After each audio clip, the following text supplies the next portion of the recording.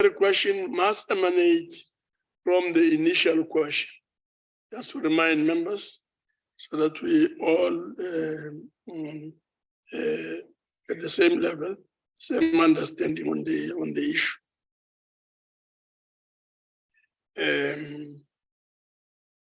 Honorable members, the first question is question 87. This question is on severity and or frequency of load shedding. The question has been asked by Honorable Khai and is directed to the Minister in the presidency for electricity. So I'll ask the Honorable Namukupa to please come forward and speak from the podium on my left.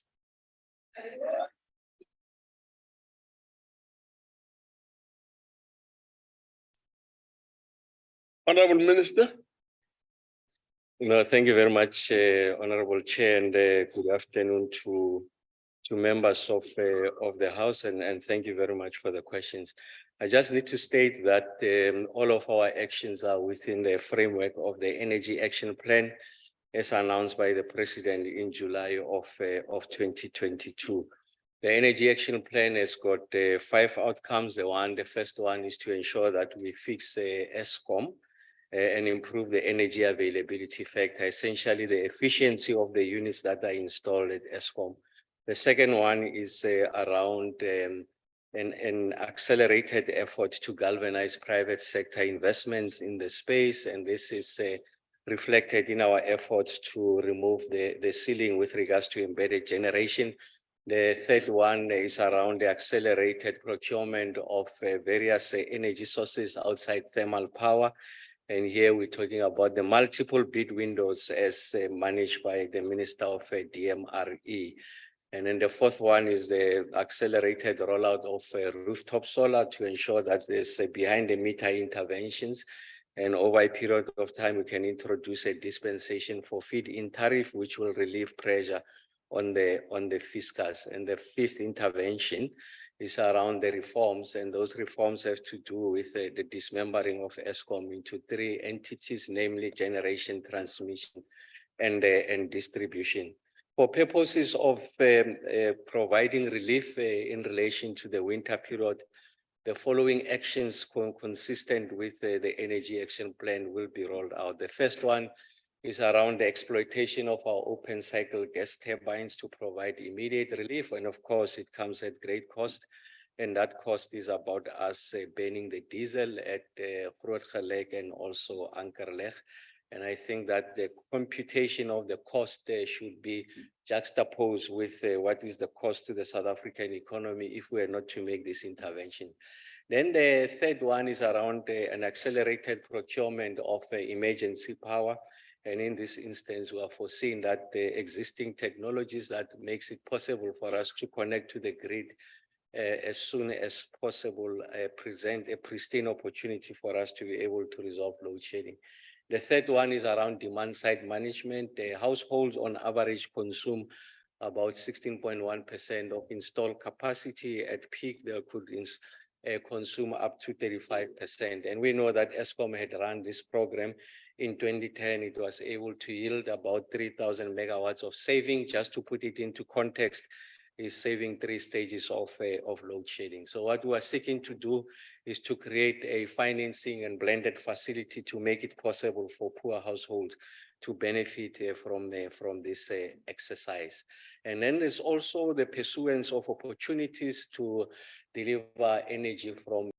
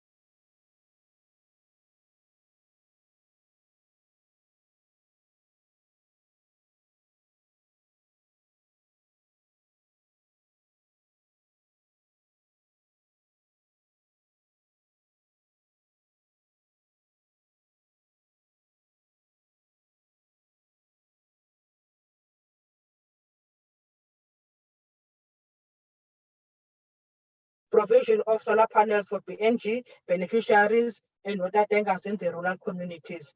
With regard to the entities, it was reported that in this financial year, the department will conclude the restructuring and repurposing of the entities to deal with duplication and overlapping of mandates with intention to implement in the financial year 2024-25. She stated that there were outstanding matters such as the ministry and the department were still going to improve the efficiency and the quality of service that was provided. She further undertook to improve on monitoring and evaluation, which was not satisfactory level, coupled with support to both provinces and municipalities. Further, she committed to deliver a reliable, efficient, and transparent digital platform by end of March, and unfortunately, this was not been achieved. Amongst other reasons was that solutions presented were not responding to the challenges, and the department lacked capacity to deal with this matter. Ms. P. Chwete, the Deputy Minister, informed the committee that the ministry and the department were going to fast-track the issuing of title deeds and expand the upgrading of informal settlements. Ms. Nongo, the Acting Director General, led the departmental delegation. She presented the departmental annual performance plan, strategic plan, and budget, and she was assisted by Ms. L.B. Bele, the newly appointed Chief Official Officer. The presentation was outlined as follows: the purpose, background, MTSF outcomes and targets, 2023-24 human settlement sector priorities, sector standards indicators, current performance indicators and targets per branch, budget and MTEF allocation and recommendation. Ms. Nongo presented the MTEF outcomes and targets. She stated that the MTSF outcomes will be the spatial information through multi-program integration in priority development areas, adequate housing, and improved quality living environment. Chairperson, there's a hand up. He informed the committee that the department had identified the following priorities for 2023. Hold on for a second. Hold on for a second, Kwaliswa. Doctor. Thanks, Chair. Good afternoon, colleagues. Chair, I just want to find out, are we going to have 19 pages read to us?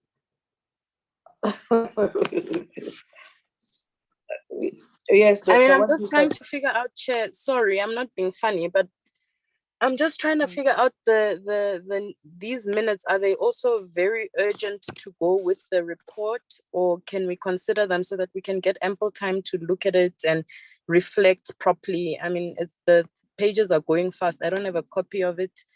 The reading is going not slow enough, but I also don't want it to go slow because, you know, listening for 19 pages is going to take us a while. But if it's not urgent that it gets done today, can these be circulated to us and then we just set 30 minutes or 20 minutes in a meeting next week and we deal and we adopt them or not adopt them or make the changes that we need to make?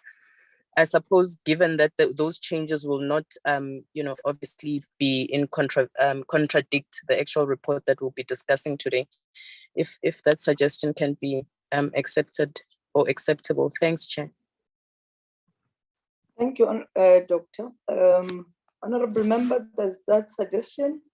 Because previously, Honorable Doctor, members said that the minutes must go with the reports. That's why, and as I've said, because the minutes were not distributed in time to members, therefore it will be advisable to go through them together. If members they feel they cannot be, they don't have patience to listen to 19 pages, we can do that. We were implementing the committee report decision because at some point we have discussed this thing and we've indicated why we have not presented the minutes. Members said they need the minutes. If a member says we can pack them, no problem. Can I get any views from other members?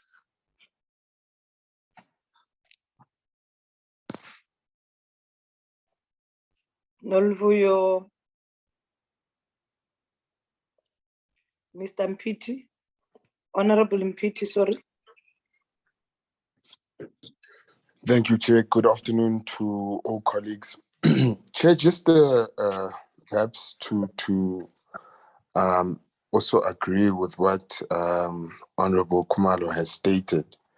To say that, I don't think from a point of productivity, having these pages read to us is going to be, beneficial in the long run, particularly if one wants to perhaps add or amend a particular section of the minutes.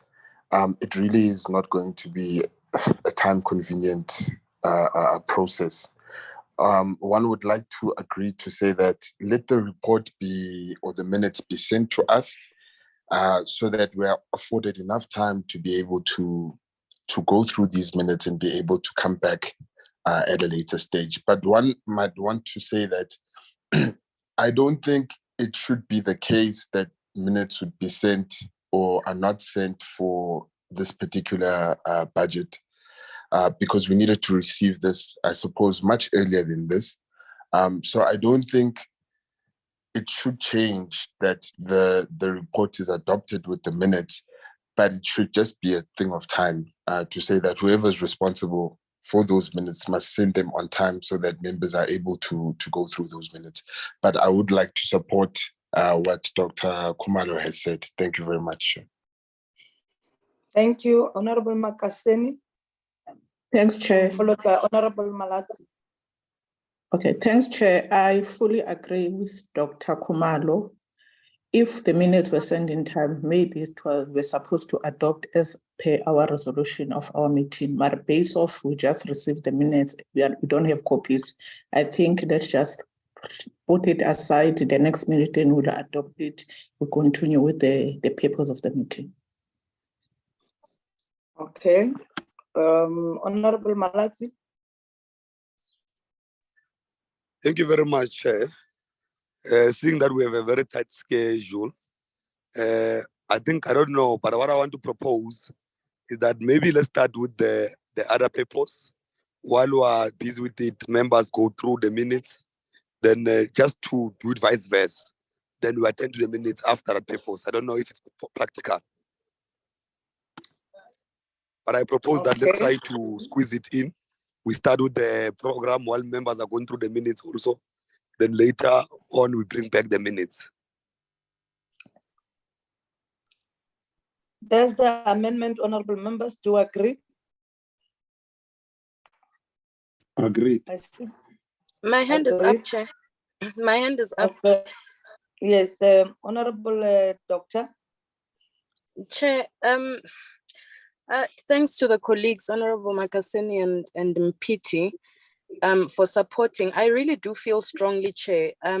As much as these are minutes, we expect the department and entities not to tick boxes. We tell them not to do things just to tick boxes. And here we are trying to literally do exactly that. It's impossible for us to discuss a report while I look over the minutes. At the same time, I'm discussing the budget vote report. And then at the same time, I expected at the end of that discussion to participate in it. And at the end of it, be able to give my inputs on a 19-page minutes. I just think it's impractical. I think we are trying to push something just to tick boxes. I think these things are important and they should be done thorough, much like we expect our department and its entities to do things that way. I would like to appeal to colleagues. It will get done. It's not that we don't want these minutes to be adopted. We want to adopt them, and that's why we want to engage ourselves in the content that is there so that it's done properly and we make the changes if there are changes. If there are none, next week when we meet, we just say adopt and we move on. They're adopted. But I really don't feel comfortable that we just do it to tick a box or because last time we agreed that it would. I mean, it's really not reasonable, I think, Chair. Thanks. Okay. No, I think what we might do, just to try to bring both parties together.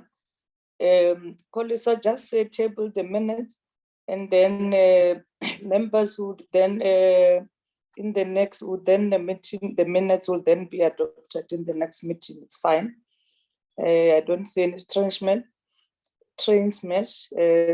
But you see, the problem is that as we take decisions ourselves, because there was nothing that this time the officials could have done better because of the time and space that we expected to finalize all these matters before the debate. Unfortunately, it was not the persons deliberately not want members to have the minutes in time, but because of the schedules as programmed by Parliament, we couldn't have ignored them. So I hope Honorable Malatsi and the person supported you. Can we agree that the minutes, we must agree that has been tabled, and then we then actually adopt it in the next meeting? I hope. No, I agree. I agree, Chair. Okay, Colleague, so you can just table them, and then we pass to the next item, and then in the next meeting we'll deal with the correction and adoption. Not action.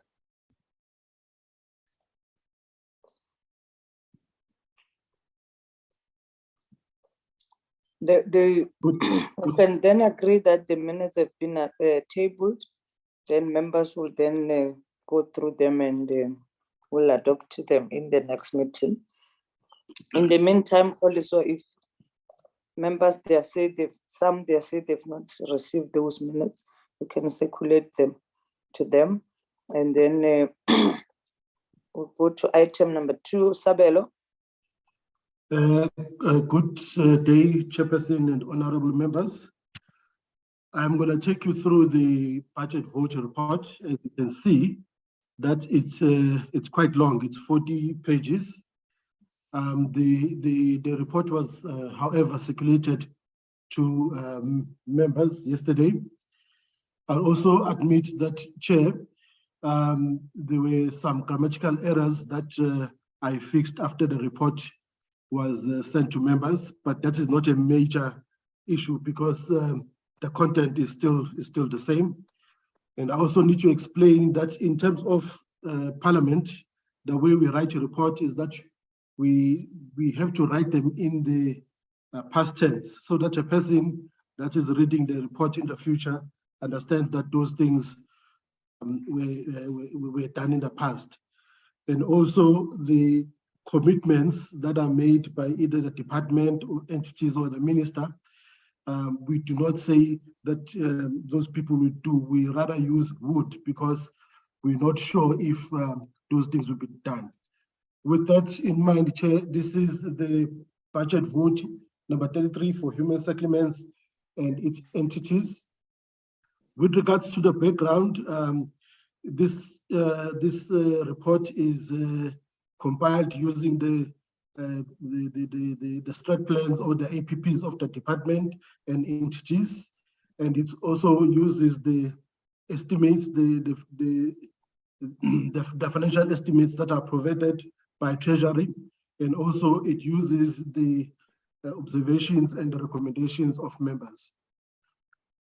With regards to number 1, which is the introduction, this section talks about the constitutional mandate of the department, which is to provide housing or adequate housing for citizens. And it says that in order to do that, the state has to use legislative and other measures to provide these houses, and also ensure that eviction doesn't happens within certain parameters of law, such as the PI Act. The number 2, the policy imperatives.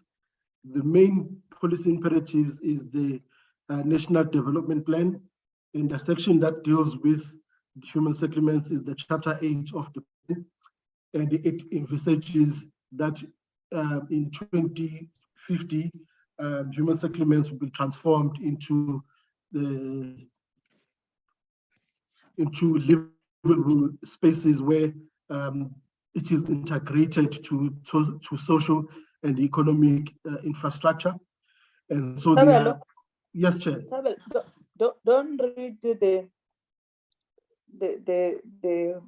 some of the issues that like your national development plan, we know it's chapter 8, what it says. You can Okay. just yeah. Okay. So the first policy imperative is the National Development Plan. And then to implement the National Development Plan, the MTSF is used, which is the target from 2019 to 2024. And it's got specific target that need to be achieved by 2024. With regards to the analysis, the department is saying that it recognizes that the breaking new grounds will still be used to benefit people who are earning below 3,500, and also the new first home finance, which replaces the finance link in the individual subsidy program, will also be used to target people in the gap market. And these people are people who are earning above 3,500 and below 22,000. And then the departments will also, in order to address the MTSF, will focus on the issues of eradicating asbestos and blocked projects and eradicating mud houses and addressing or responding to emergency housing, eradicating the housing backlog, informal settlements, and so on and so forth. The SONA, the president in the SONA focused on 3 thematic areas. The first one is infrastructure projects. That is their project worth 232 billion, which are under construction, and some of these projects have been completed. The title deed system, which is the second area. This is the focus on dealing with the title deeds and the backlog and the state-owned land. The current talks with the Department of Infrastructure to finalize a certain number of hectares to deal with state-owned land. With regards to the budget analysis, that is the budget analysis for the department as reflected there, and which is followed by the budget for program number 1 and program number 2, and then program number 3, program number 4, and then program number 5. And then when you look at number 4 is the departmental annual targets per branch. With regards to Office of the Director General, those are the targets that they have indicated, such as 100% compliance with the statutory prescripts and risk management and internal audit plans and anti-fraud and corruption implementation. And then also the corporate services, they are targeting 100% of the human resource implementation plan, 100% of implementation of approved annual ITC plan, and implementation of communication plan. And when you look at the office of the Chief Financial Office, they're looking at 100% compliance with statutory prescripts, and looking at monitoring or providing quarterly assessment for the use of the HSDG and the ISUPG. When you look at research policy, strategy, and planning, they are mainly looking to do 2 reports on monitoring the development of integrated implementation program, those PDAs, And they're also looking to have 2 reports on the rezoning of acquired land for PDAs, and also the monitoring of business plans of metros.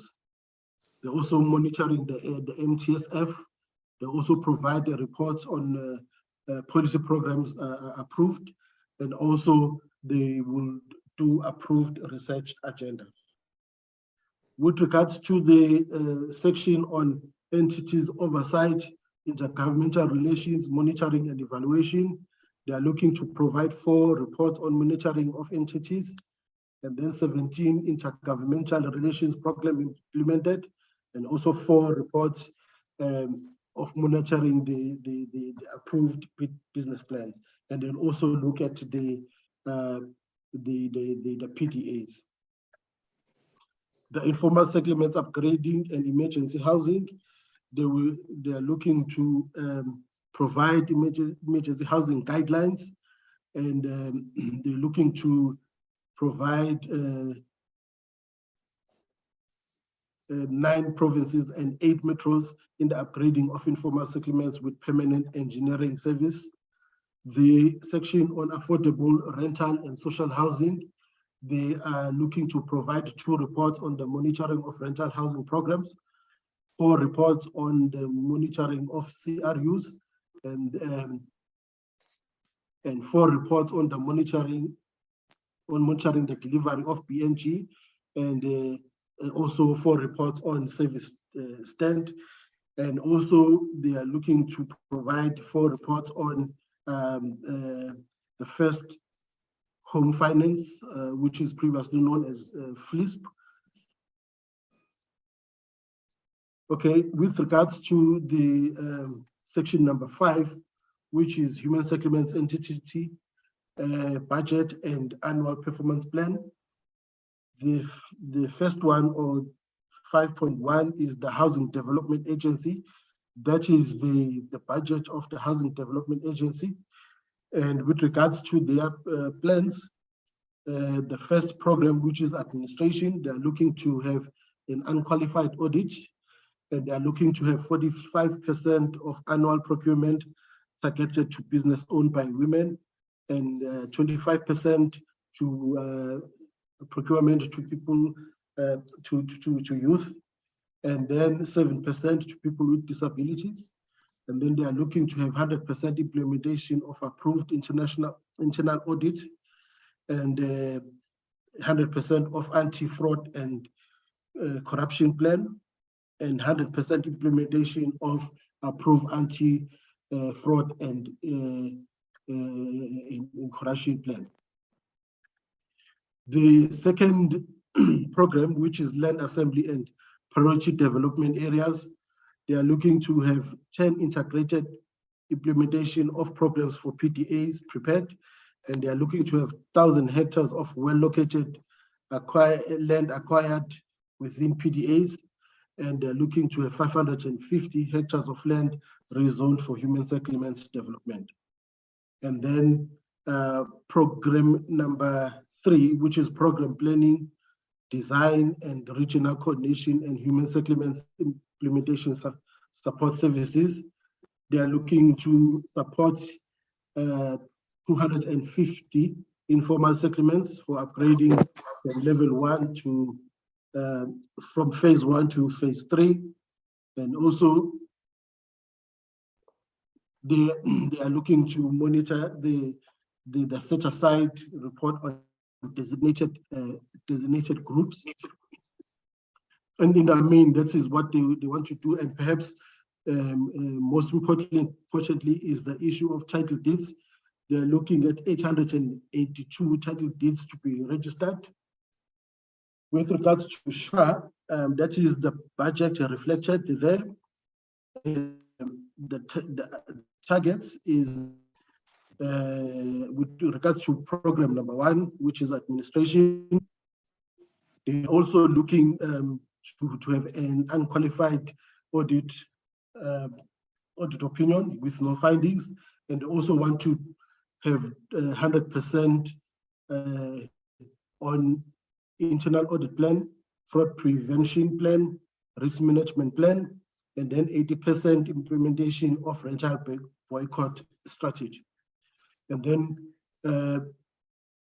they're also looking to reserve procurement for 40% for women and 16% for youth and 8% for people with disabilities.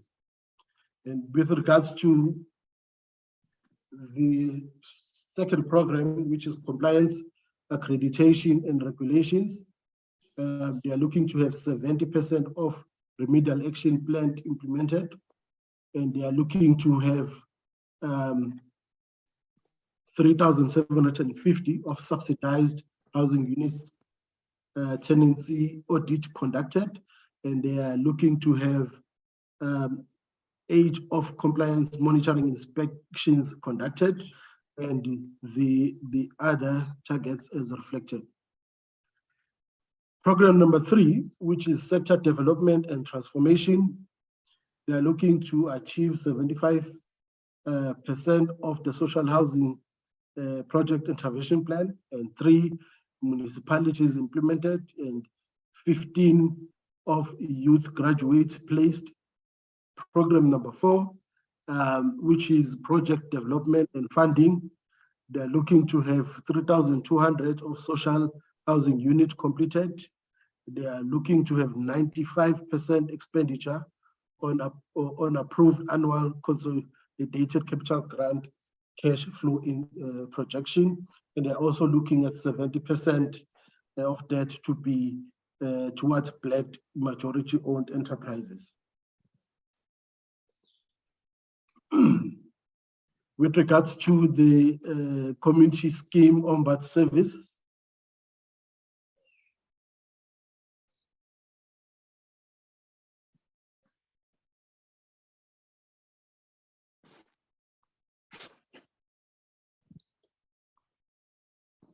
Sabelo. Sabelo. Sabelo. We've lost it. Or is it my gadget? Because we just lost the. It's lost shading where I am. He's still in the platform. I don't know what's wrong. Okay. Probably has muted himself. Can you call him?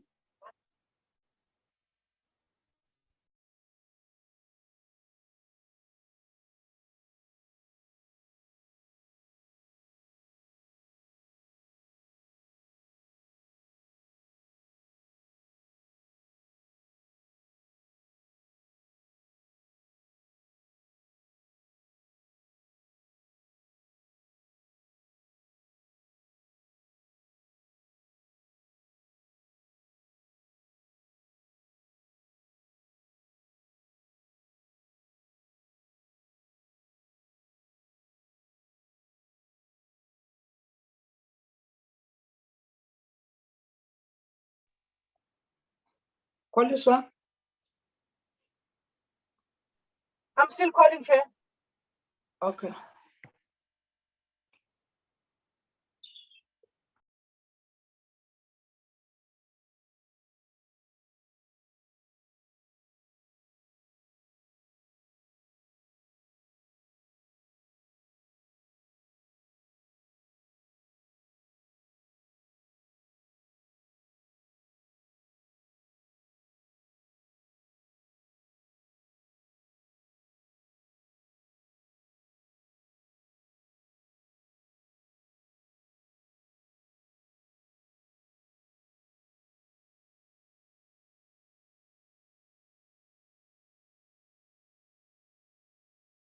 It is going through to voicemail, Chair.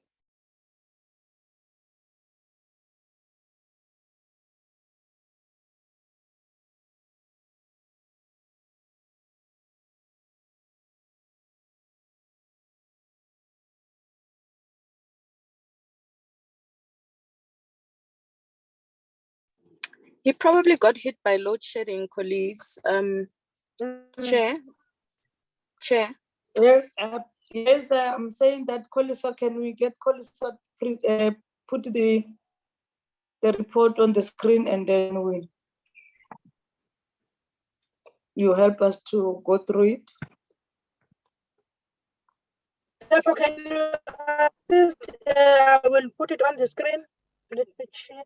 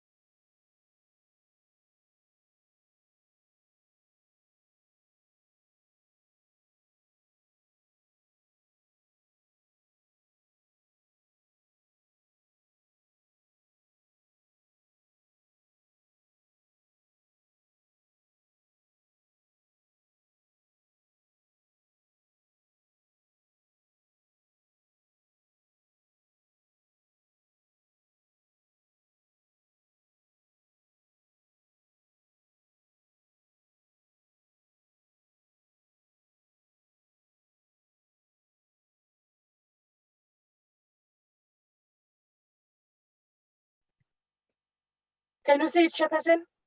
Yes, can you take us to where Sabella left?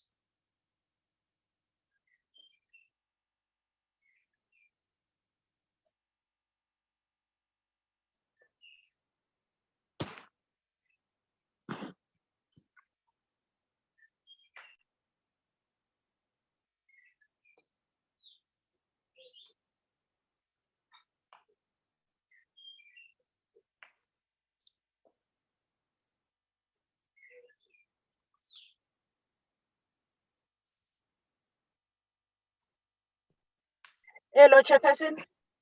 Yes, we're at the National Housing Finance Corporation. Are you taking us through Kolisi or Tsepo? Tsepo, is it in the meeting? Yes, Tsepo is in a meeting, Chair. Tsepo?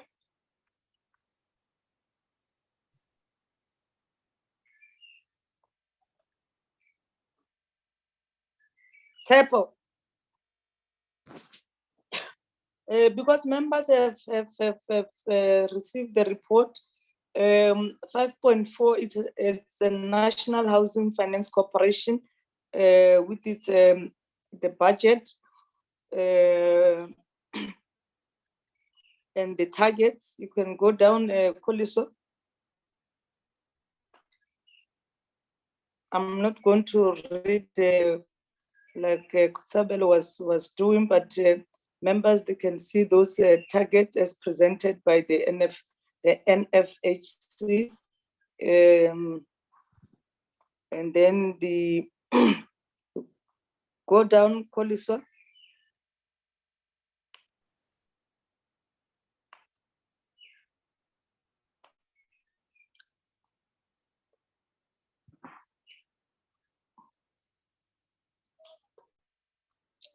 Those are the, I'm going to propose that we then, those are the, all these issues are, is it here, Sabelo?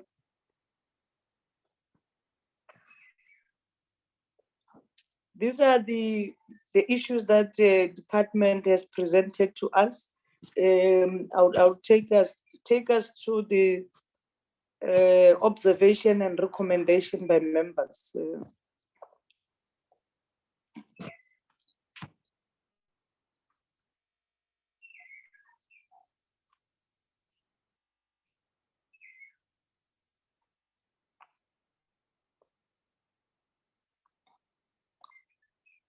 Koliswa, take us to the observation and recommendation by members.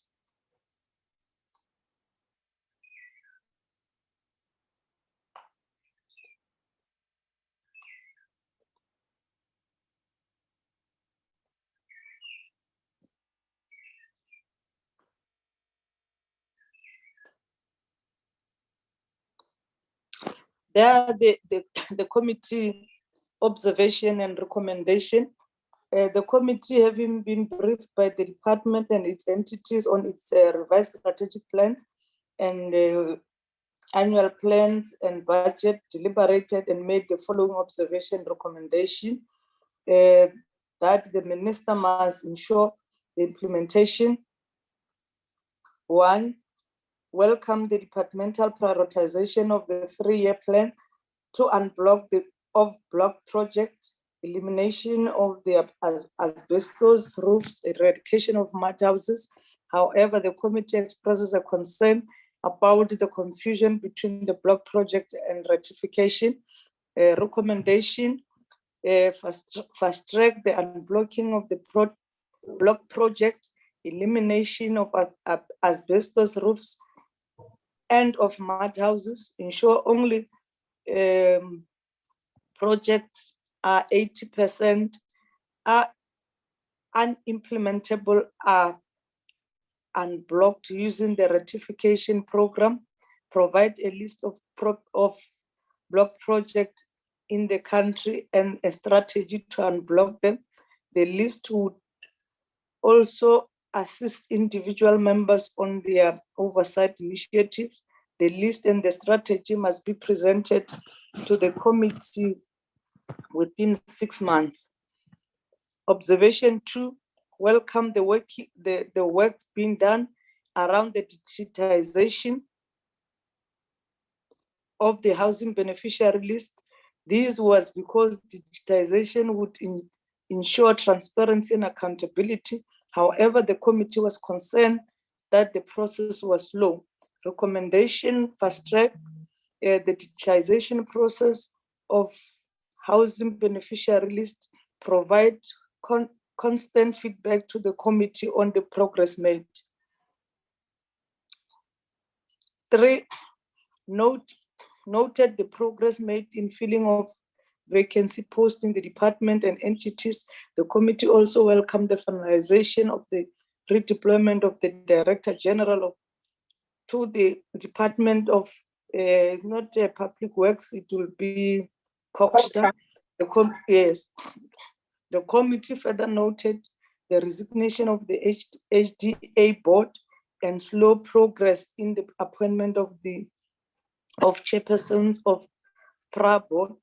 The recommendation, fast track the appointment of the new Director General in order to create stability in the department, appoint the new HDA board chair and PRA chair and PRA CEO to ensure stability and accountability. And then 6.4, observation, welcome the phasing of the emergency housing grants in order to move towards alternative using technologies. This was because the emerging housing program was deemed to be costly to be implemented. The committee welcome the use of alternative building technologies which can be assembled within 7 days. Recommendation, ensure that the ABT is well communicated to communities to ensure their buy-in and support. Further, ensure that alternative housing technology comply with South African Bureau standards. Present to the committee the strategy that is going to be used to deal with emergencies. I think we can add the time frame there. Just write the time frame, quality. And then 6.5 observation that the quality of services provided to citizens was still a challenge due to the fact that housing or human settlement is a concurrent function. Concurrency means that housing function is shared between national, province, and local government. As a result, accountabilities often evaded by the spheres of government and poor performance by it should be implementers, not municipality only. A recommendation: closely monitor the role of all spheres of government in using development. Ensures that the dedicated responsibility are adhered to by province and local municipalities. Then observation 6.6.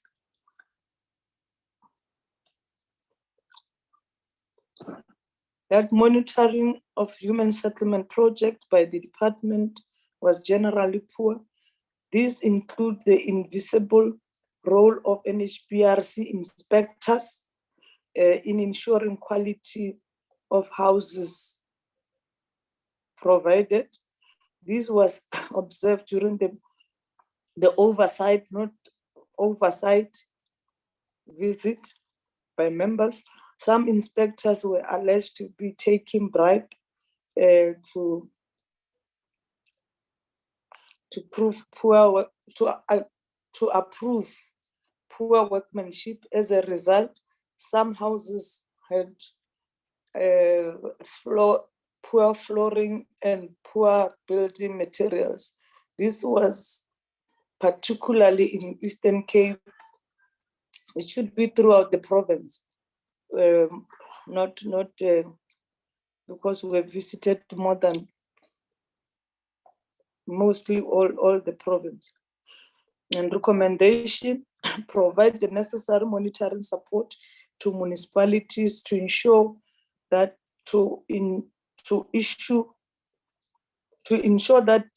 issues in project are identified and addressed earlier. Ensure the visibility of NHBRC in all provinces in the country. Ensure consequence management for NHBRC inspectors who do not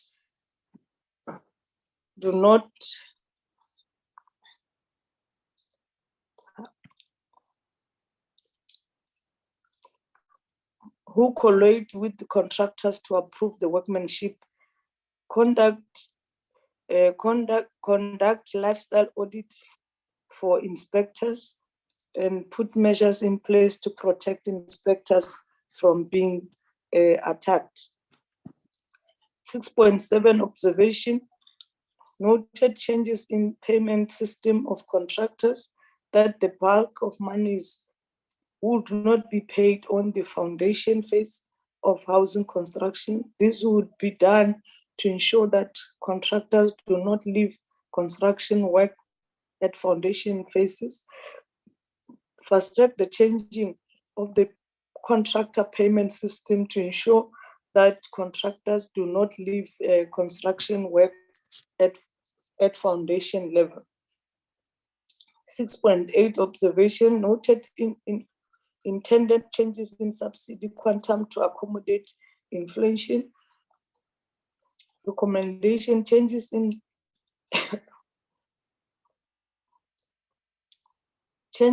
in subsidy quantum were welcomed by the committee. The committee pleaded with the department to ensure that the increase of the subsidy quantum to result in improving housing product, and contractors should be accountable. 6.9 observation: noted a policy change to provide buckler guards for disabled people. This was because there were a lot of break-in in houses owned by disabled people.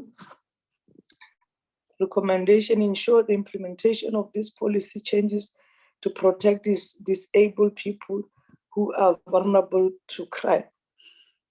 6.10 observation noted the policy change to install the solar panels and JoJo tanks for BNG houses in order to address energy shortage, fast track the installation of solar panel and JoJo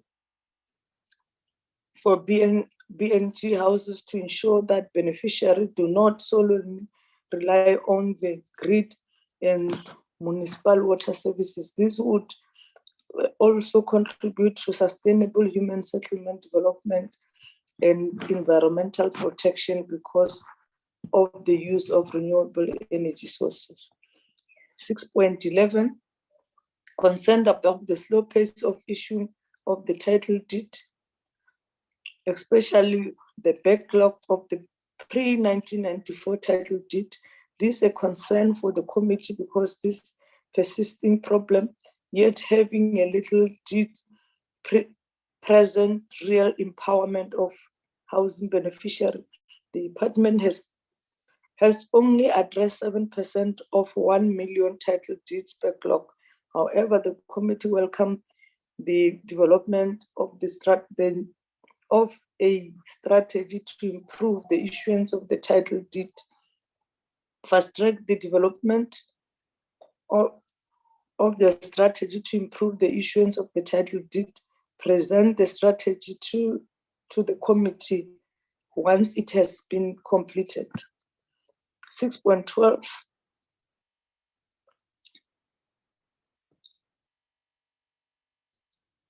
that there was a substantial increase in fund allocation to consultant while internal capacity in the department was not adequate use. This increase was observed in the upgrading of informal settlement program. Recommendation: reduce the reliance of the department on the consultants, create and use the internal capacity in the department, use the HDA as the implementing agents to assist with the implementation of the upgrading of the informal settlement. I think we should add build capacity of HDA for it to be able to implement, to become the implementing agents of the department. 6.3 observation noted that there were several reports on housing scheming in Lufering mega housing project.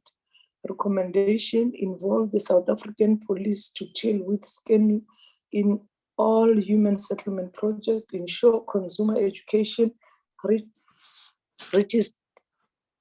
takes place before project commence, involve community structures to identify and report these scammers. 6.14, that illegal sale of RDP or BNG houses was happening at the perpetual rate. This further complicates the title deed system because of undocumented changes in the ownership.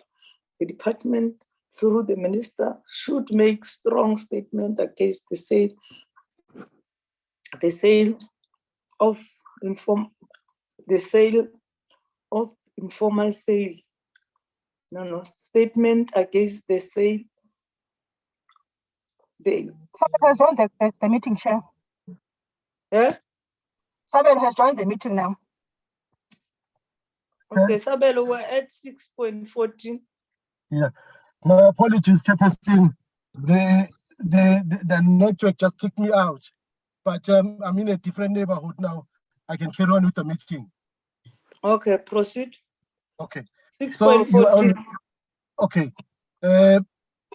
Observation number 14, that illegal sale of RDP or BNG houses was happening at a perpetual rate. This further complicates the title deed system of undocumented changes in ownership. The department recommendation, the department through the minister should make a strong statement against the informal sale of RDP or PNG houses. Number 15, that during the oversight visit to the Western Cape from 17 to 18 April, the committee visited the Khayelitsha bungalows in Knysna. In summary, these bungalows were not fit for human consumption and amounted to human rights violation. Recommendation: urgently intervene to restore the dignity of the residents of Khayelitsha bungalows. Inform the committee of new developments in the project. 16, that during the same oversight visit to the Western Cape, the committee observed that only colored people were beneficiaries of housing projects. There was only a lack. There was also a lack of race integration in this project visited. Recommendation: discourage all forms of racial discrimination in human settlements project. Conduct occupancy studies to determine races of people benefiting from human settlements project in the Western Cape. 17, that during the oversight visit to the Western Cape and Eastern Cape, the committee observed that beneficiaries were not given copies of the happy letters and title deeds. This was partly because Mother Elf title deeds were missing. This was unacceptable for the committee. Recommendation: ensure that beneficiaries receive a copy of the happy letter. The happy letter must include useful information such as NHBRC insurance, preemptive clause, snags, responsibilities of beneficiaries, etc. There must be consequence management for those who lost the Mother Elf title deeds.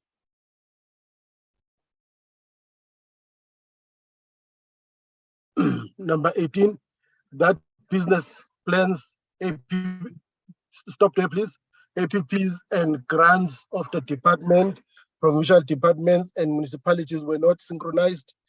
Recommendation: enforce the utilization of the district development to ensure integration and coordination and coordinated planning in all spheres of government.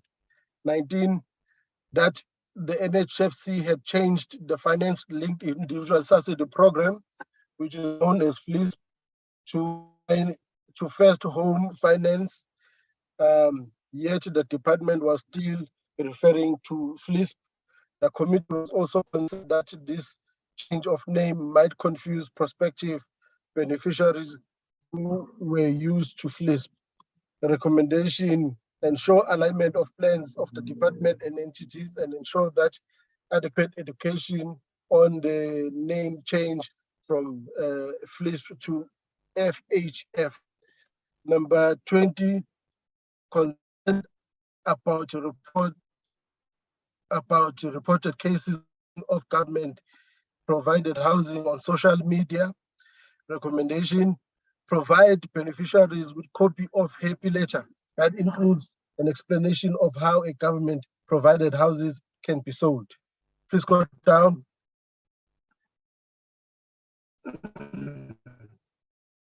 19, that metros such as the city of Johannesburg, Tshwane, and Mangaung have been deliberately not coming to the committee to account. Recommendation: withdraw grant funding to the mentioned metros until they account to the committee. Number 22, observation that issues identified by the Auditor General on entities are often not followed up by the department. Recommendation: ensure consistent monitoring of the core business of entities and address issues raised by the AG.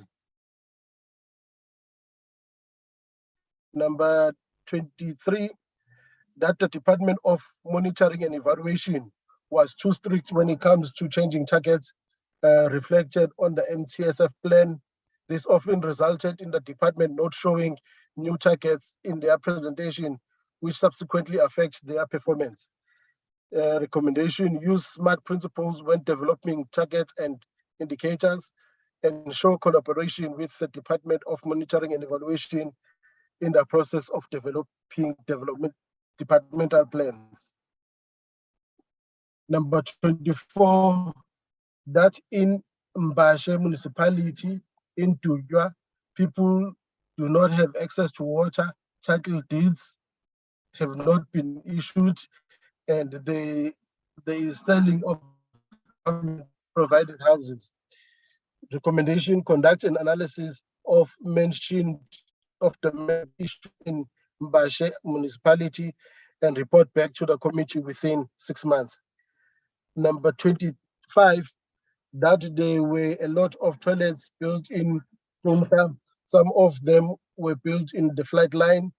Recommendation: provide a committee with a plan on how the department will deal with these toilets. This plan must be presented to the committee within 6 months.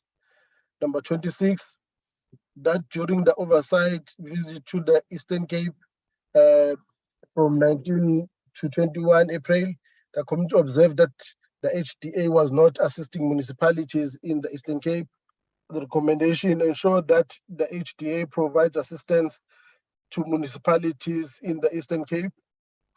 And number 27, that in Lufereng, in Soweto, there was victimization, illegal sale of government provided houses. Furthermore, in Tladi, so in Soweto, houses were built on a wetland. Recommendation: assess and rectify the problems of victimization and illegal sale of government provided houses, and keep the committee abreast of what is being done.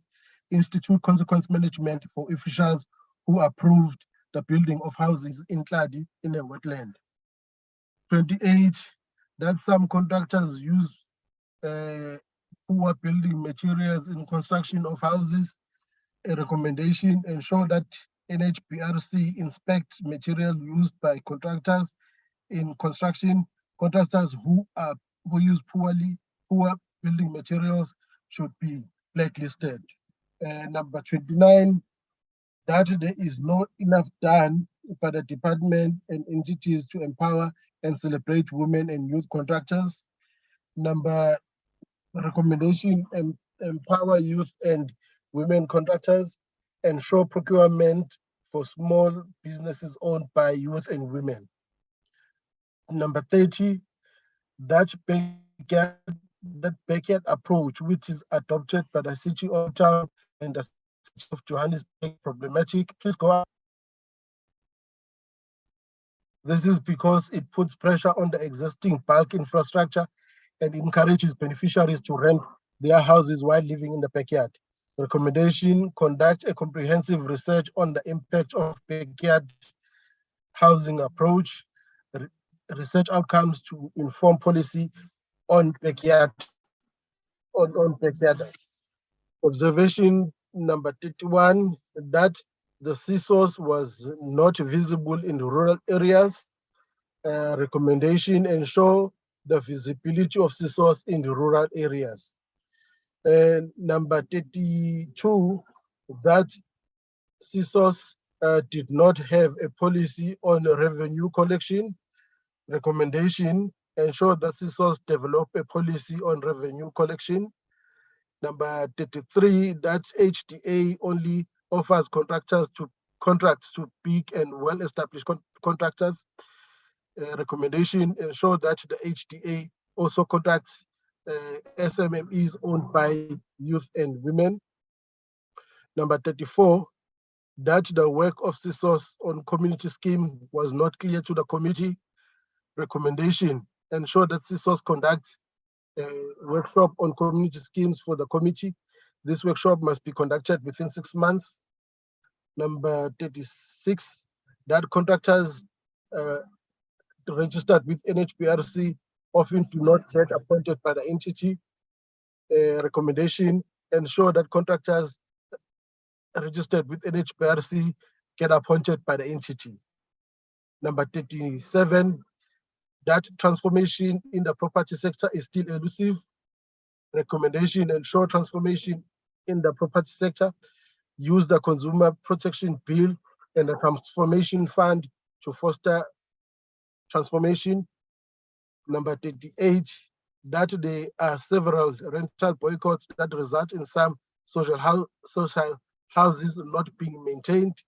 Recommendation: ensure that SHRA develop measures to deal with rental boycotts. Okay, honorable members, this is the report, and as I indicated earlier on, I can see that this report which is flagged is the one that was not properly edited.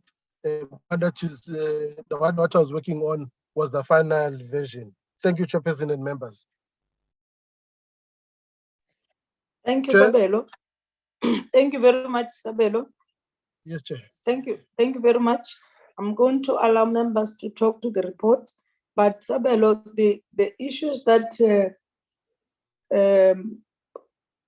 was members trying to illustrate the point of their oversight. I would suggest that they must be on the report of the oversight than to be on the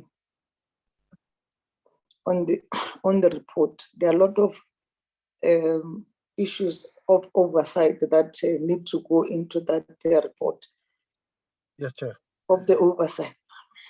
Let me allow members to talk to the report. Honorable Mandisa, Honorable Doctor.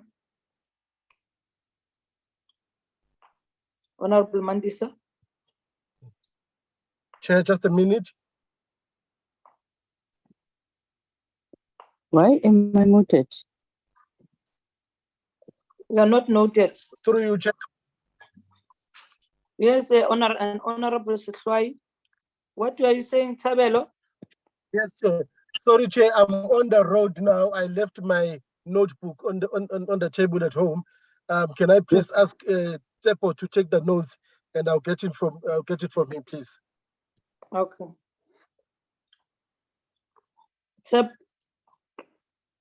has not been responding when we call him. I'm not even sure whether he's in part of the meeting. Police will assist even to make some notes. Chair, I will assist. I have a problem with the main with my laptop, but I will assist. Okay. Honorable Mandisa, you can start, and then followed by Honorable Doctor, Honorable Sehlwai. I don't see any other hands, honorable members. Honorable Mandisa.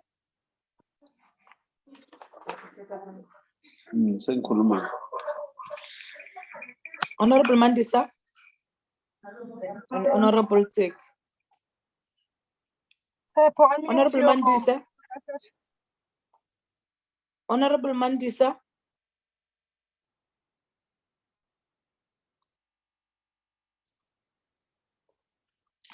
Honorable Mandisa.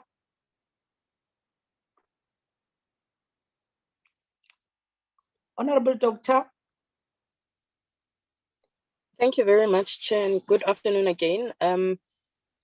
I am convinced Sabelo has bugged my phone because he opened his opening remarks are exactly the comments that I made, but I suppose we won't labor about them. But I do feel strongly that those grammar and spelling errors be corrected.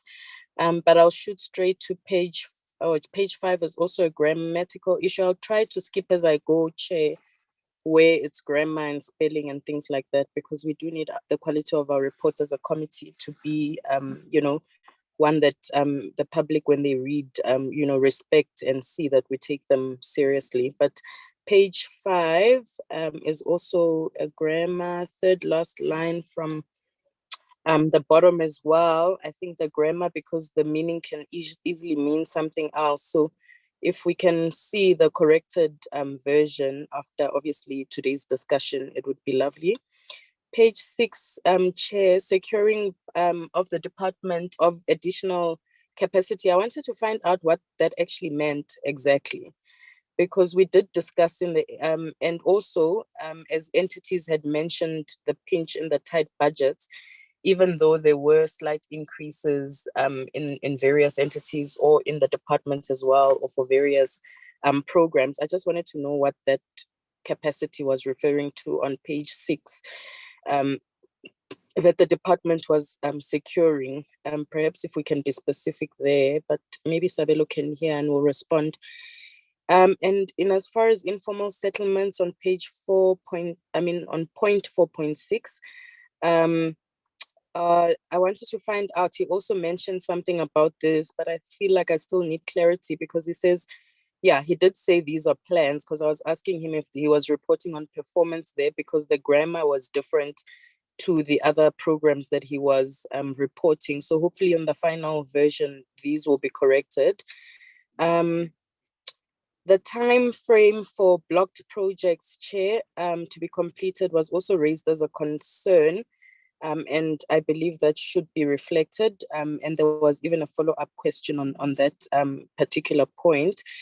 I also want to add, Chair, along with the many others, 6.31, if I go down my page, would apply, but I'm not sure how we got to 6 months. But my biggest worry is that, if we're going to say we must get a report of blocked projects in 6 months, which is information that already exists, like, we know there's 320 blocked projects across the country. The department knows it, and they know which those projects are, because they've started working on most of them, we should believe, if they are to be completed in the next year. And I just feel like for us to do oversight, we must wait 6 months to keep an eye and be able to do the functions that we are mandated to do is a bit worrisome for me. So I just wanted to understand where the 6 months come from, and would like to also counter suggest that we rather add even something like 2 weeks, 3 weeks, because this is all information that this is about the plans of the department. They've already planned these things. We are just asking to see a strategy, for example, when it comes to disaster management, since the grant is not there. But I'm not sure why we want to wait 6 months as a committee, and how we think we can do effective oversight if we get it in the next 6 months, when it's 6 months to the end of the term. I'm not sure how, I'm really worried about that, and would like for that to be reconsidered. Also, the constant report back, the same thing. On the digitization of the housing list, Chairperson, I feel the duration or the period should be specific. If we say quarterly, then we say quarterly. If we say every 2 months, then we say every 2 months. The benefit and the nice thing about constant monitoring and evaluation, which is what we don't see on the ground, is that it allows us to quickly note when there's a problem and quickly make recommendations, or it can be quickly fixed. But if we're going to operate on 6 months, it's going to take 5 years to fix just one thing that could have been fixed in a year. So I also feel for that digitization, when it comes to recommendation, there should be a time frame. And again, I would like to request that it not be more than a month. If it's 2 weeks or 3 weeks, or we phase it out, because there are a number of such requests. And obviously in 2 weeks, we can't expect to have all the reports presented to us. So maybe we can break it down over the next 4 weeks that we have all these reports. And it's, again, I would like to stress, it's things that the department has and planned. There's no research needed for anybody to do, because they've already made these plans and they know exactly what they're going to be doing. We just want insight into it. 6.4, Chairperson, the grant is being phased off. I think Sabelo will fix that as well. But also, Minister had mentioned, also, if you listen to the recordings, if they were of those deliberations, Minister had also mentioned that the inability for provinces to utilize that emergency grant effectively was a contributing factor to phasing it off, so they could better manage it themselves from her department, or from her department rather. So I think that needs to be reflected, because that one factor is not the only one that was discussed or reported by the minister. And also, again, while the minister did try to summarize the new process, can we add that the strategy be given some urgency to us? Because as I mentioned in there myself as well, we need to be communicating these things to our constituencies, and I don't think they want to wait 6 months to get an understanding as to what will be happening now that the emergency funds grant has been phased off. Residents need to understand step by step, this is what I do, this is who I contact, and what are the timeframes, etc. And that's all we want. The department has planned that. We just want insight, and I don't think 6 months, we can wait 6 months for that.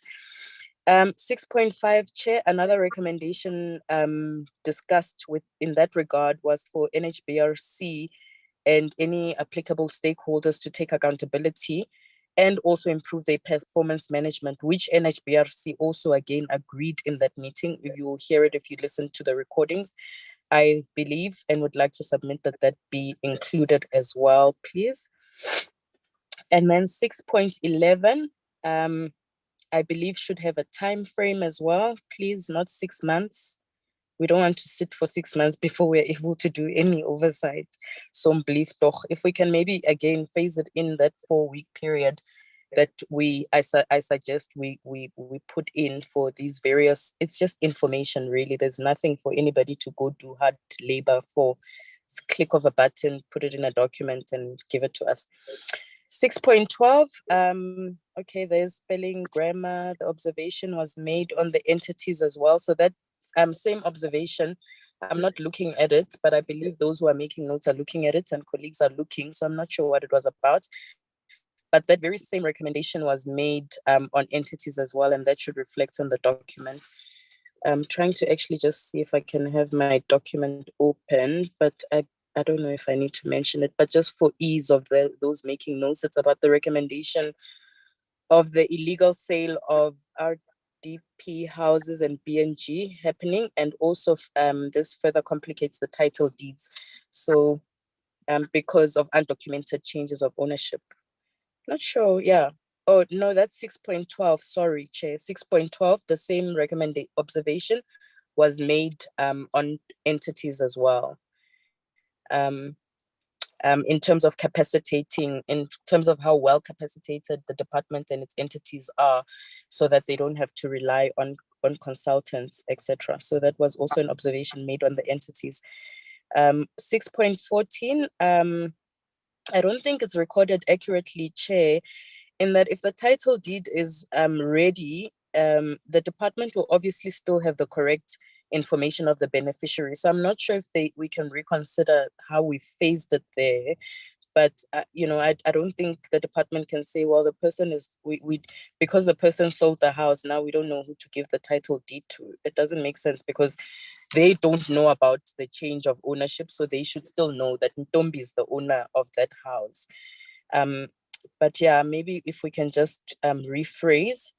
I also would like to submit as a recommendation, Chair, I'm not sure if this is allowed, but I heard you make some changes and additions earlier, so hopefully it will be granted.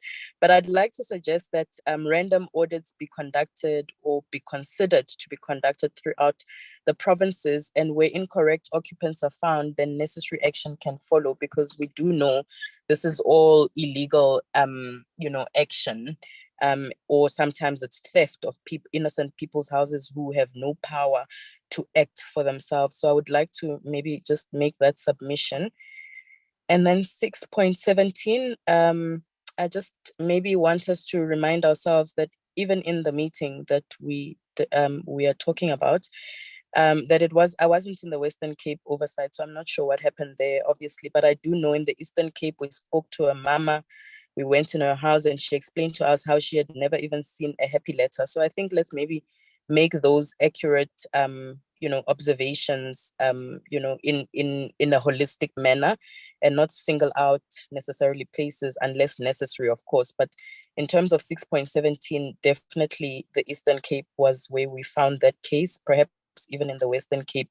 But I also agree with you, Chair, and support your suggestion that these oversight recommendations and observations be made in the specific oversight reports. So I'd like to just make that particular change, even if it does move over to the oversight, that those be noted. 6.20, Chair, is a repetition.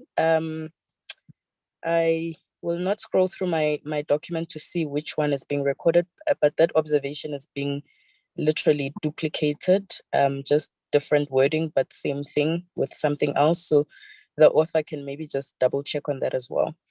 6.21, I partly agree with Chair and would like to make a recommendation that my concern and interest is how, obviously, Chair, I think everyone has maybe noticed, I'm big on how every action that we take or every decision we take or the department or government takes impacts the lives of citizens on the ground. And while I understand the importance of provinces to come and account to the committee, I would like to suggest that, you know, because at the end of the day, if they really don't come until September, in the meantime, that impacts the lives, impacts on planning, on delivery of services to citizens.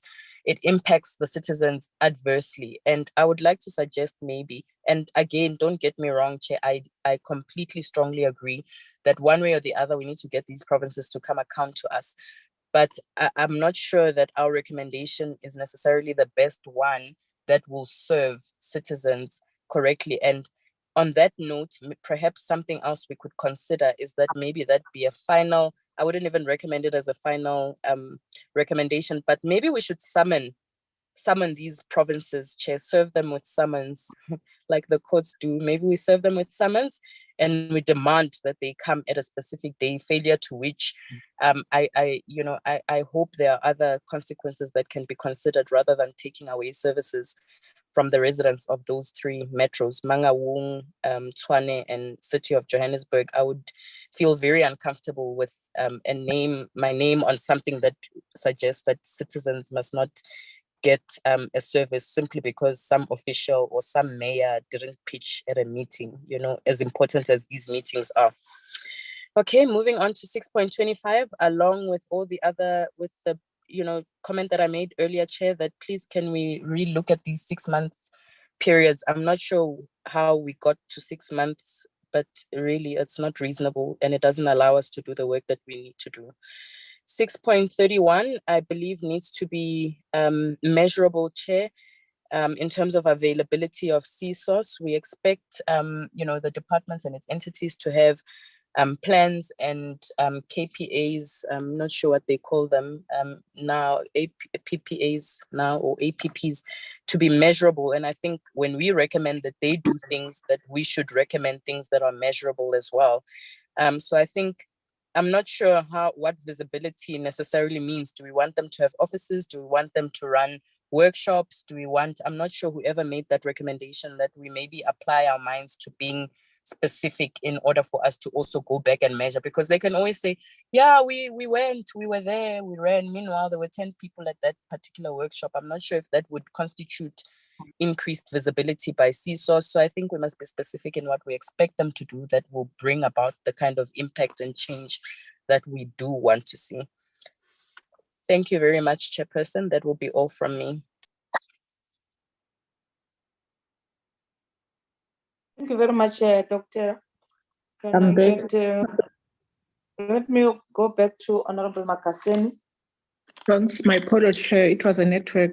I had a problem. I think, Doctor, you have covered me on the issue of the time frame of the 6 months. I think it's too long. If you can review the recommendation of the department to come back to report to the committee, but 6 months is too much. I don't think they will ever come back as we approach the election next year. Another issue, Chair, that I have realized I want clarity on the observation of number 36. Is the NHBRC appoint contractors, or the contractors have been appointed by the municipality or the department? Recording stopped. I think we need to restructure how we have put the sentence, because the NHBRC, they don't appoint. We rather say anyone that has been appointed must make sure it's been registered with NHBRC, unless I'm wrong. Another issue that I observe, the outstanding issues that I don't see on the report on our observation, is the 2 municipalities that they have appointed, they've given accreditation status of to be a developer. I think we must also report about it because we have identified the challenge of KSD and Drakenstein, I think in the Western Cape. So they are not part of the report. If we can add those two, that the issue of the accreditation of KSD and Drakenstein municipality. Thank you.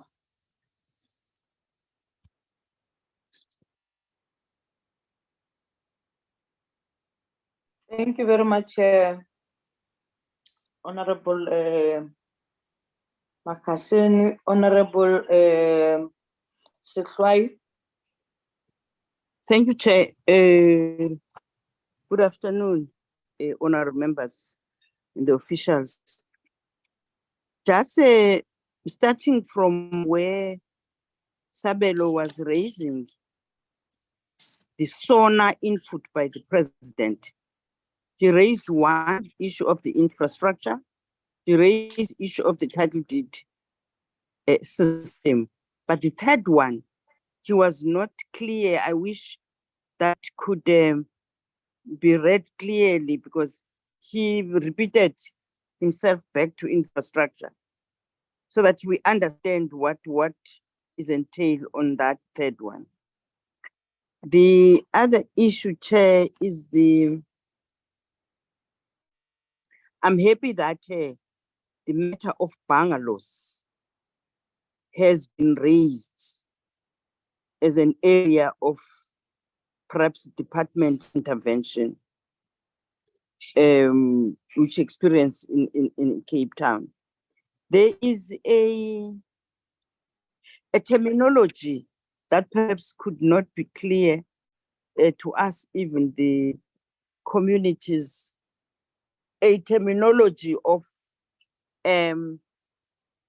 the informal settlement upgrading and integrated informal settlement, which start from phase 1 to phase 3.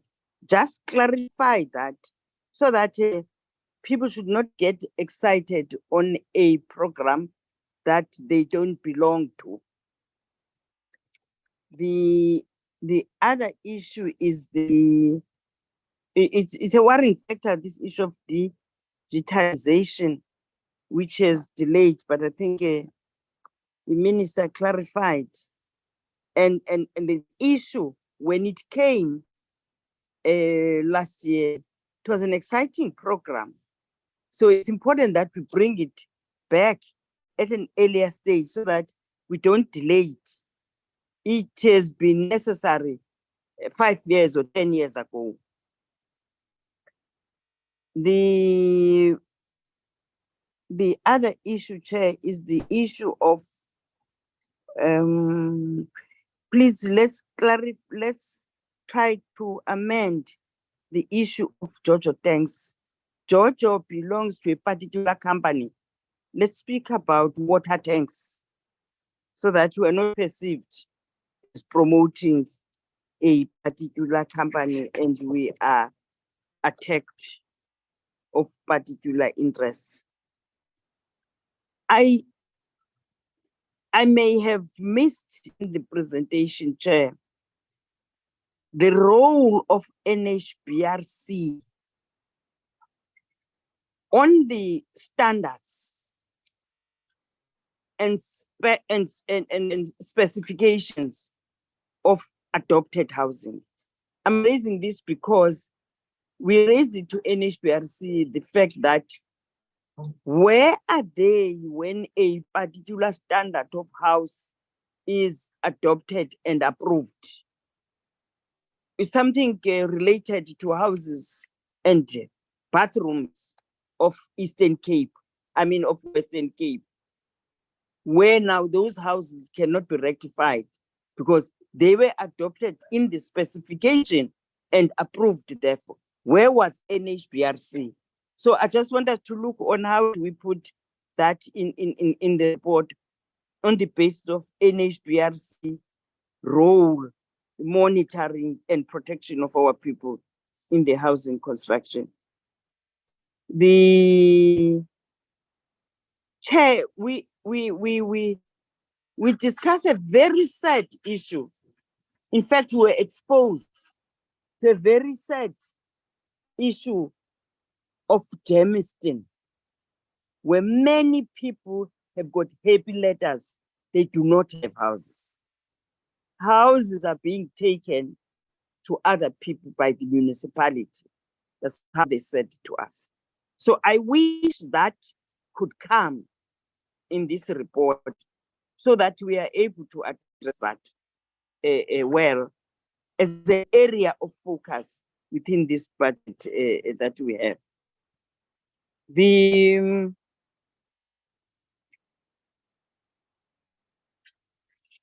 realignment, something that you raised sharp when we're in Cape Town, the realignment and the reviewal of the beneficiary list on old projects. Realignment, reviewal of beneficiary lists on old projects, in particular on the specification pertaining the disability people.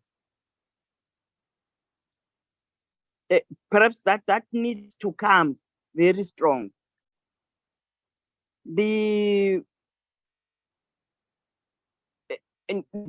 raised this pertaining the experience that we saw of the disability people that were, two of them that were staying in the sitting room, were sleeping in the sitting area, in the lounge, because their houses were approved and they became disabled afterwards. So they must take their house as it is, which is an upstairs house, a high rise. The NHBRC role in that is critical.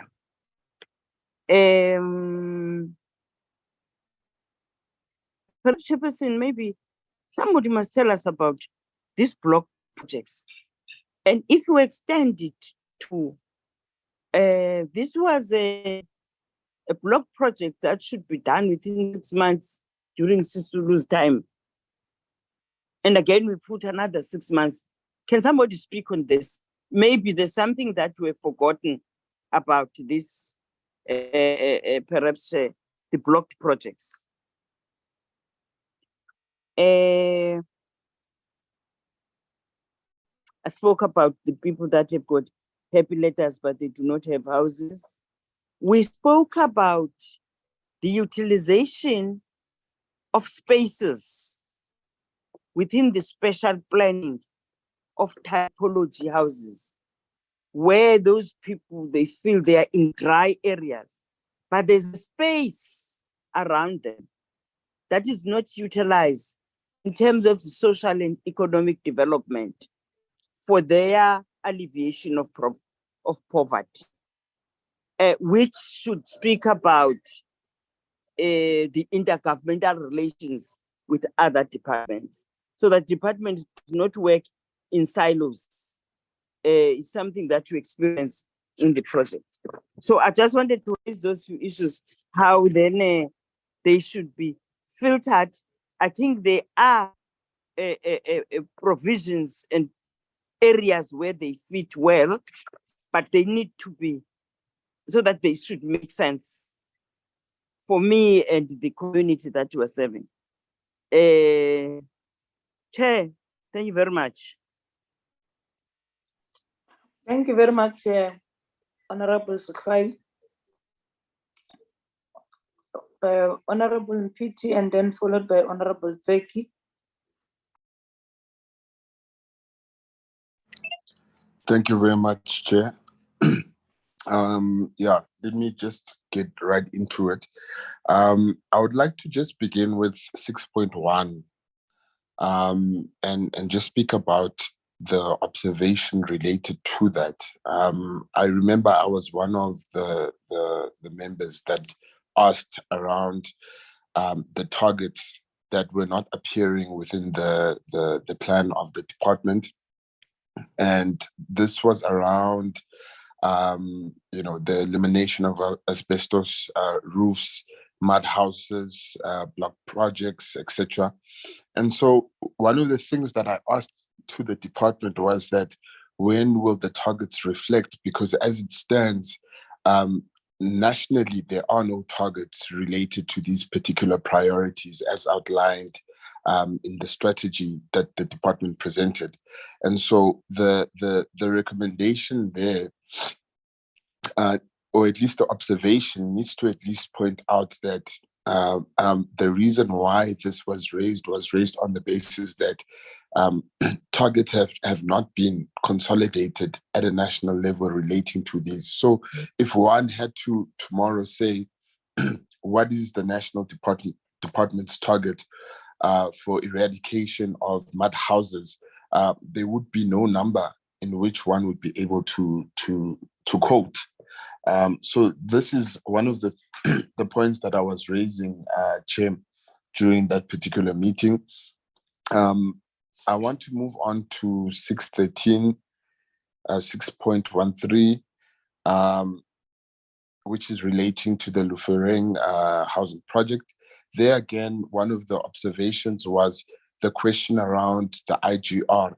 How exactly was the department using IGR to be able to circumvent some of the issues that come up, in particular with projects where there is situations in which people are sold houses under false pretenses, situations in which rent is being recuperated from these people that live within these projects, and that money is then given to scammers. And so the question here was around how does the IGR of the department function in terms of a transversal approach between local, provincial, and national government in an attempt to deal with some of these issues. And so the idea was, in response, was that within their IGR processes, they will not simply just be dialogues and discourses, because it's quite clear that they don't lead to any of these situations being solved, but rather they need to, come out with outcomes that really have impact on the ground. So 613 was one of those points that I think is not fully articulated in the observation, because it doesn't relate it to the IGR aspect in which it was being pointed out at the particular time. And then also, in regards to CSOS, Chair, I see that the observation there is also not one that is clear. And I remember I was one of the people that asked these questions. And the problem there that we had is that there are developers who are able to register schemes prior to the operation of that particular scheme, right?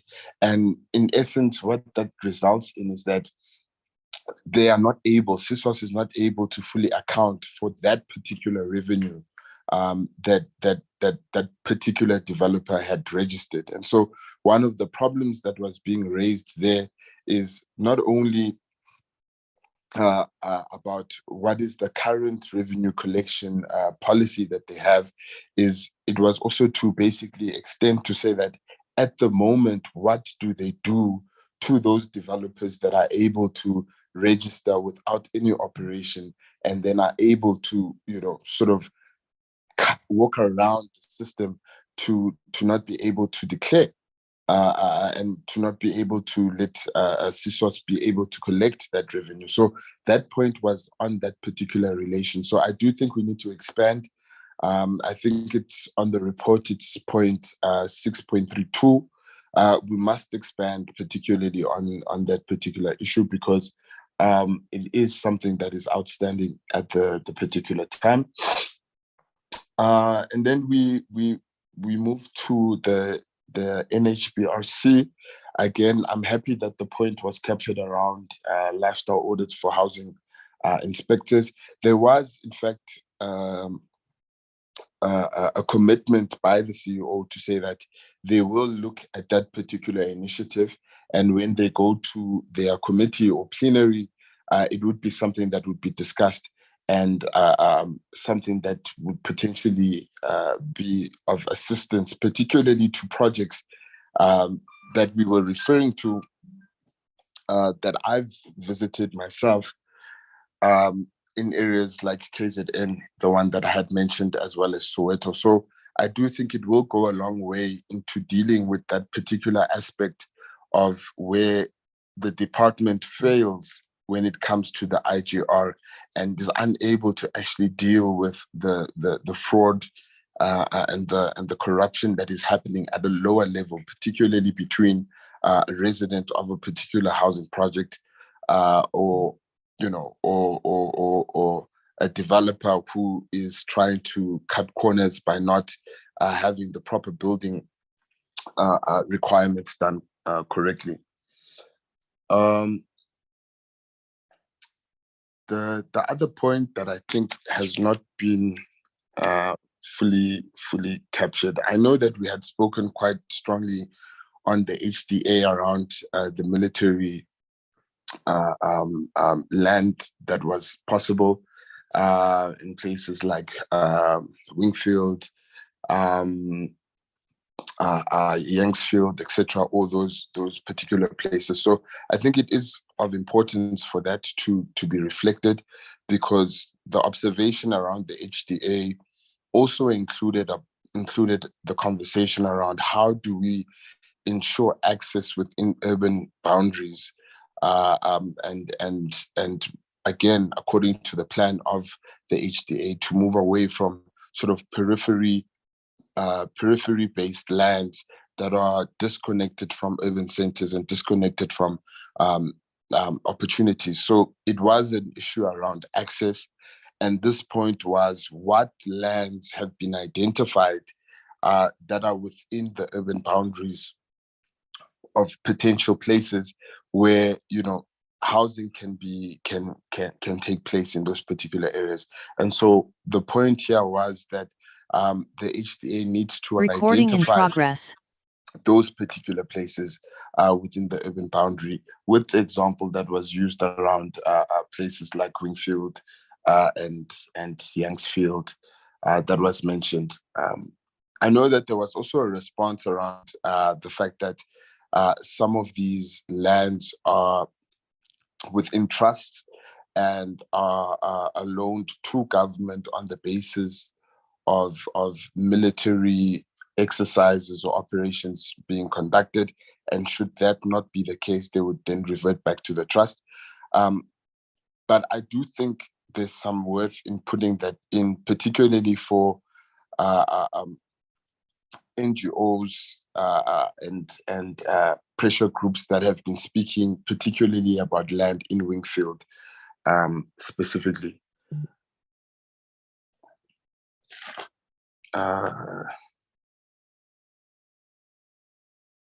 And then there was an issue, Chair, around the Crystal Valley, which I don't see reflected here, which is a fundamentally important issue around the KZN flood victims, particularly the flood victims that were removed from Zwelitsha and were placed in Crystal Valley for a month. And the undertaking from the minister was that there would be a report back to understand what happened in that particular temporary accommodation and why it was that 18 million rand was spent over a month just to house those particular residents who were coming from that particular community. So she did promise in the meeting that she would get back with a report around what happened in that particular area. Thank you very much, Chair. Thank you very much, Honorable.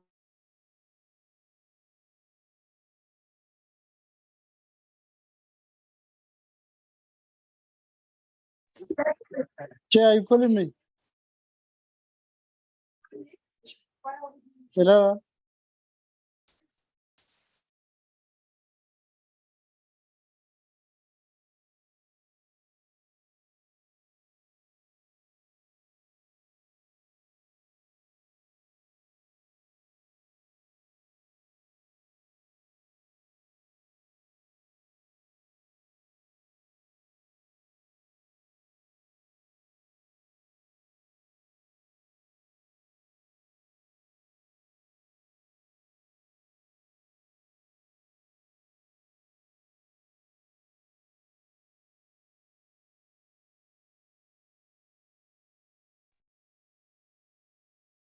Koliswa.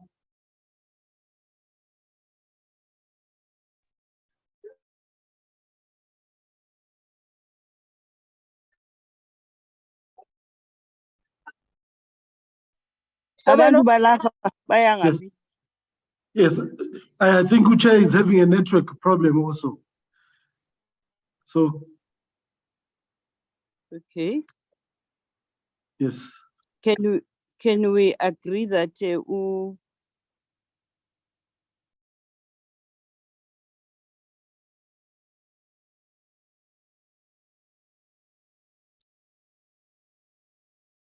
I will put the and papers in the also meantime. the sorry? She will call the chairperson, Honorable. Okay. Mm.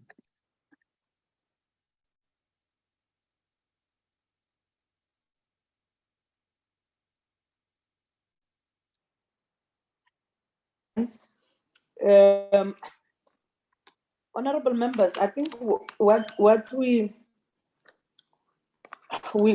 acknowledge the inputs that members have made. We are going to get Sabelo to include some of the issues. I'm saying some because some doesn't belongs to this report, belongs to the oversight. They'll be captured on the oversight report so that we don't mix issues. My view is that members were elaborating on some of the issues based on their visit to areas to elaborate on the particular points. Chair, you have not forgotten Honorable Tseki, who does. I've been calling him and he's not responding. Oh, okay. At Yes. some point, I went out. Chair. Okay. But Come in, yeah. Honorable Tseki. Yeah, Chair. On my side, I don't have necessarily a question, but I just want to put a comment on our report that this plan, we should link it with the annual report that is coming to say, as we plan now for 2023-24, what are the issues that we are repeating to plan, which could arise from the annual report as programs that we could not achieve, and what is the added effort that the department is going to programmatize or implement for them not to face. That's all, Chair. Okay, thank you, Honorable Tseki. Just to start with the same issue that you are raising.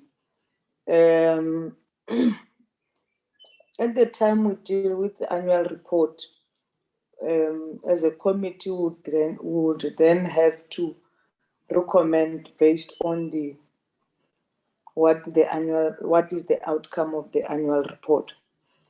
And at that time, we can then pick up issues to re-emphasize them and put them within the department to respond to those issues.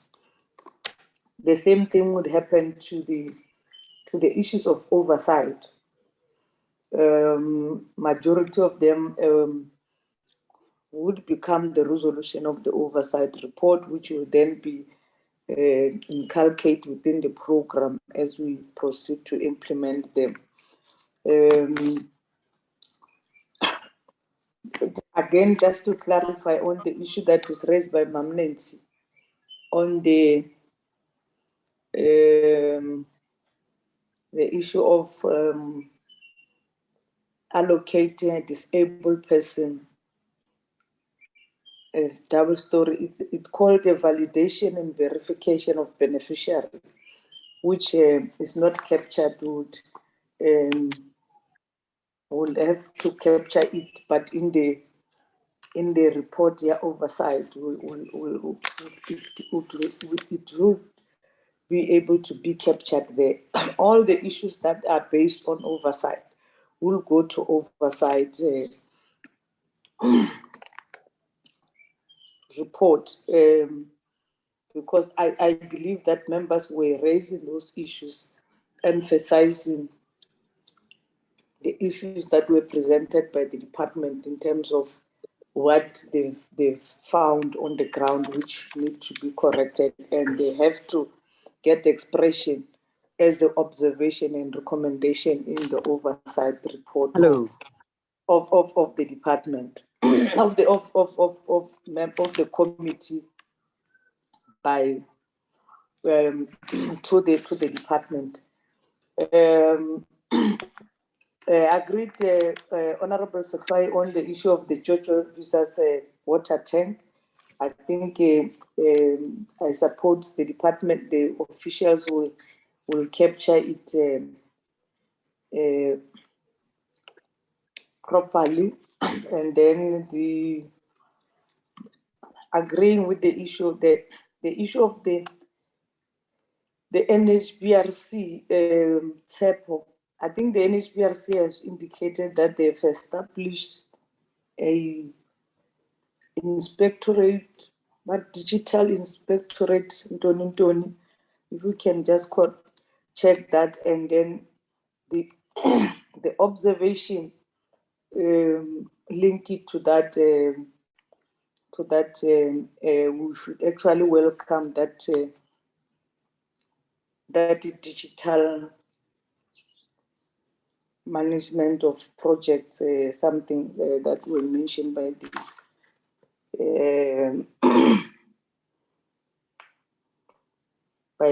NHBRC. And then I agree that the issue of accreditation of municipality, indeed, it is not reflecting TEPO, need to be crafted. There are some of the duplication on the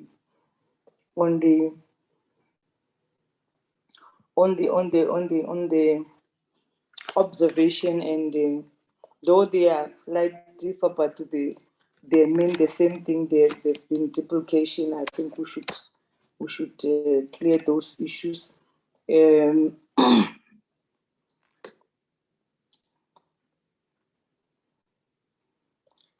then on the issue of how systematically the report should reflect. You cannot have the department priorities and then you have the state of the nation. The state of the nation first before the departmental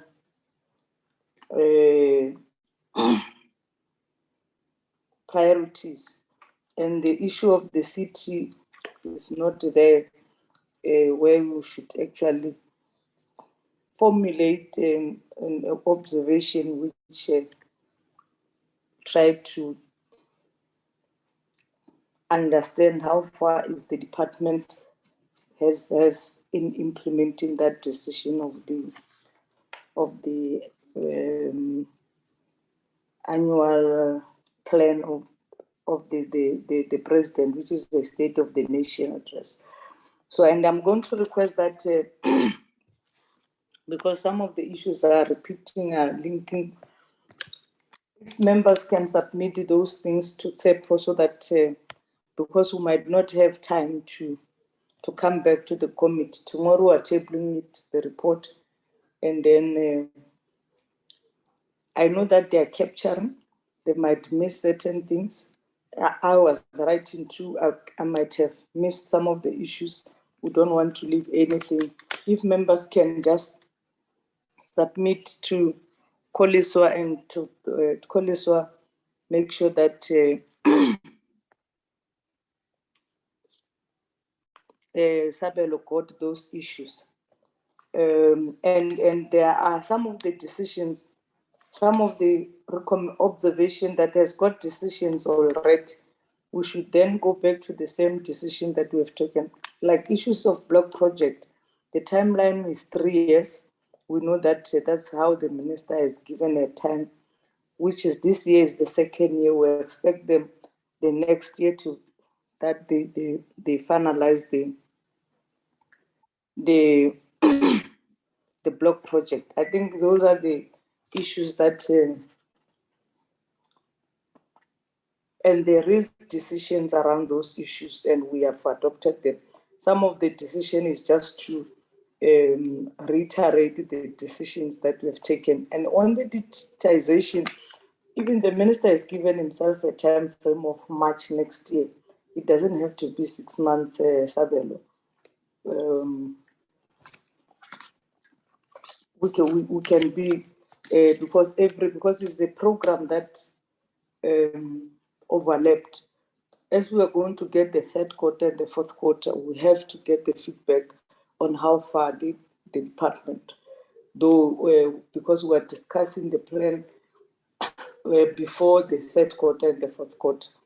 But in that, because that it's the program that has been committed to, they would have to tell us how far are they. Means that it should be a quarterly feedback.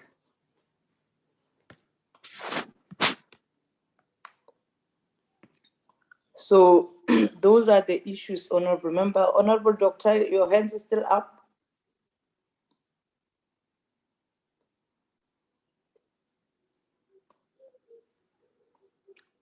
Doctor?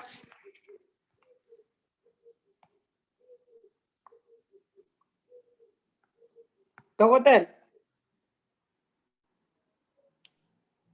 In absence, I can also come in here. Hello?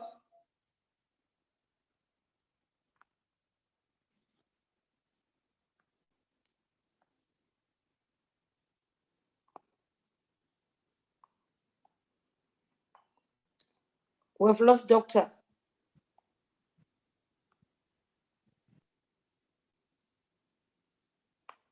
Means that it's a legacy hands. With that, can I get the mover for that? Yes? Can I tell this issue, especially when you're dealing with the digitalization of the list, was it not said that it was supposed to have been March this year, then it was just extended to July, June, July?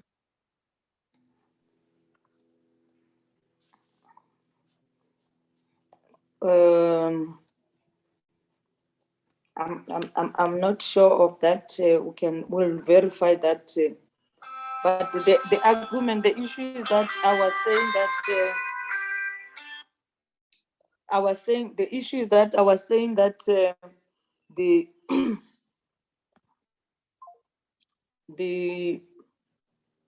this is the annual program that we have adopted in the last financial year. And the decision was that we must be briefed quarterly. So it doesn't have to say 6 months. We should then say quarterly, as the previous decision were taken. And it should then be when we get the feedback on the quarterly reports, those issues must be responded to. But we can verify the timeline that the minister has given herself. I thought he was saying he's going to finalize it on the March. I could have missed it. We'll verify that, Honorable Malemaja. Thanks for that.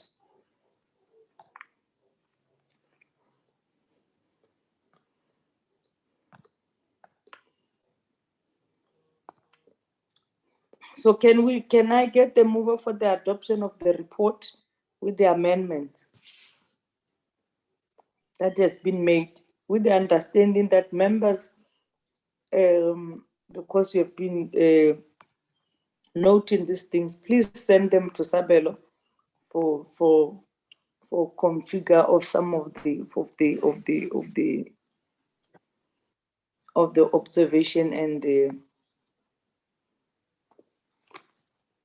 observation and the recommendation.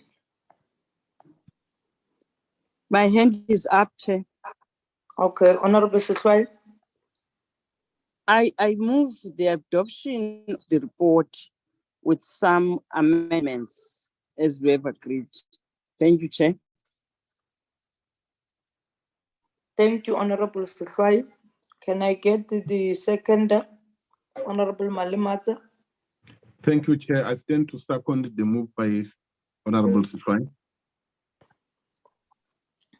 Thank you very much. Any other view members before we close?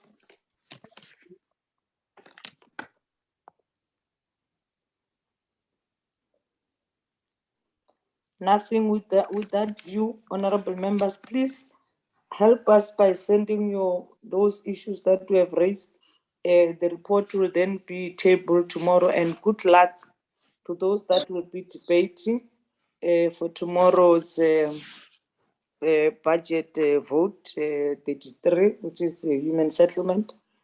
And thank you very much. The meeting is adjourned. Yeah. Good luck to you, Chair. We will be there